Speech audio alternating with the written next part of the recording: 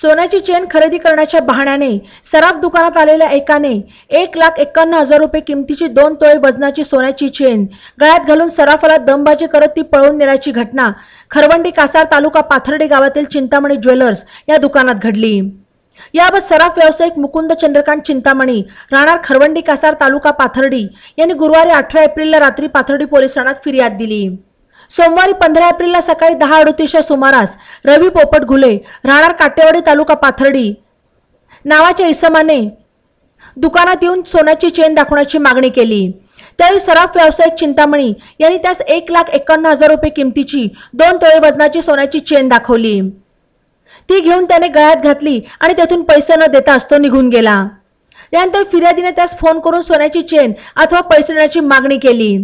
त्यावेळी आरोपीने पैसे देण्याचे नाकारले आणि चिंतामणी यांना दमबाजी केली।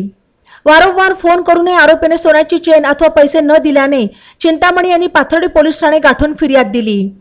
या फिर्यादीवरून पोलिसांनी आरोपी घुले विरुद्ध भारतीय दंडविधान कलम 380 507 प्रमाणे गुन्हा दाखल केला।